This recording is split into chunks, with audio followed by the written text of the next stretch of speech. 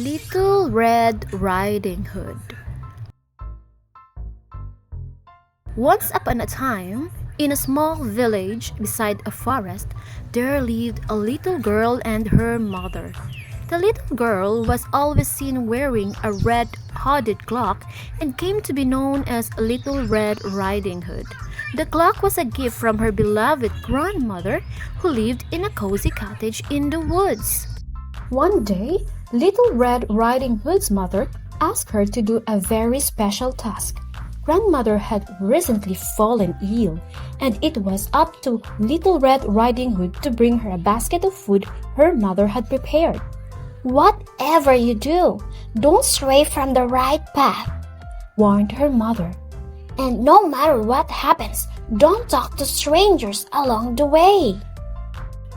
Little Red Riding Hood took the basket and merrily skipped off through the woods. It was a beautiful day, and she wasn't worried one bit. A wolf spotted Little Red Riding Hood.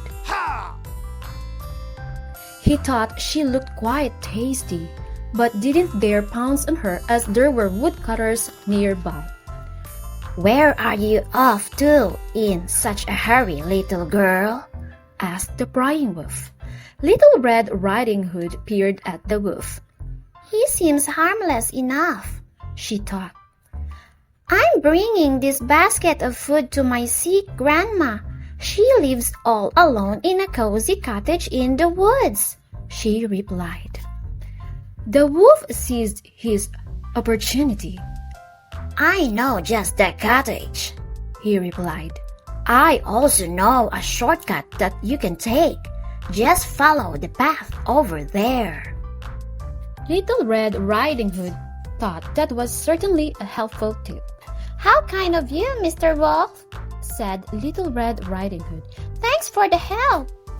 Off she skipped down the other path. As Little Red Riding Hood continued along her way, some beautiful wildflowers caught her eye. "I have plenty of time," she thought, as she stopped to pick a few. "A sweet-smelling bouquet will be just the thing to cheer up Grandma." Meanwhile, the wolf ran through the forest straight to Grandma's cozy cottage. He knew that it would be some time before Little Red Riding Hood arrived. When the wolf arrived at the cottage, he knocked 3 times on the door and said in the sweetest voice he could muster, "It's me, Grandma, and I brought you a basket of food. Can you please let me in?" "Just lift the latch to let yourself in," replied Grandma, too weak to get up. The wolf entered the cottage to a very startled Grandma. "Huh?" He sprung onto Grandma's bed and swallowed her up whole. Next, the wolf put on Grandma's pajamas to disguise himself. Then, he climbed into Grandma's bed and pulled the blanket up to his chin to wait for the Little Red Riding Hood. Little Red Riding Hood finally arrived at Grandma's cottage and was surprised to see that the front door was wide open. "That's not like Grandma," she thought, but she entered the cottage all the same. "Hi, Grandma," said Little Red Riding Hood. "I hope you're feeling better today. I've brought you a basket of food from Mother, and I picked you these flowers on my way here." "Just put everything on the table, sweetheart, and come closer where I can see you," said the wolf in his best grandma voice. Little Red Riding Hood noticed that her grandmother seemed a little strange, but decided that it must be her cold. Little Red Riding Hood approached her bed cautiously. "Oh, Grandma, what big ears you have," she said. "All the better to hear you with, my dear," replied the wolf. Little Red Riding Hood crept closer for a better look. Oh, Grandma, what big eyes you have, she said, surprised. All the better to see you with, my dear, croaked the wolf. Oh, Grandma, what big teeth you have, gasped the little girl.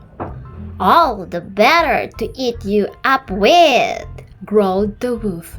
In an instant, the wolf sprung onto Little Red Riding Hood and swallowed her up whole. Feeling extremely full after 2 very satisfying meals, the wolf fell sound asleep. A woodcutter passing by the cottage heard a very loud snoring coming from Grandma's window. That's funny, he thought. He decided to check to see that everything was all right. He opened the cottage door and was shocked. Huh? Lying on Grandma's bed, dressed in her clothes, was a snoring wolf with a great big belly. The woodcutter recognized the wolf at once. It was the very same wolf who had been stealing all the little lambs from the village. Every time he was caught, the clever wolf would find a way to escape. The woodcutter knew he had to act quickly in order to save Grandma and be rid of the beast for good. The woodcutter decided not to wake the wolf. He carefully cut open the sleeping wolf's belly and was quite surprised by what he found. Out jumped not only Grandma but Little Red Riding Hood too. Little Red Riding Hood and her grandmother were so happy to be saved. They hugged each other tightly and thanked the woodcutter for his bravery. They'd invited him to share the basket of food.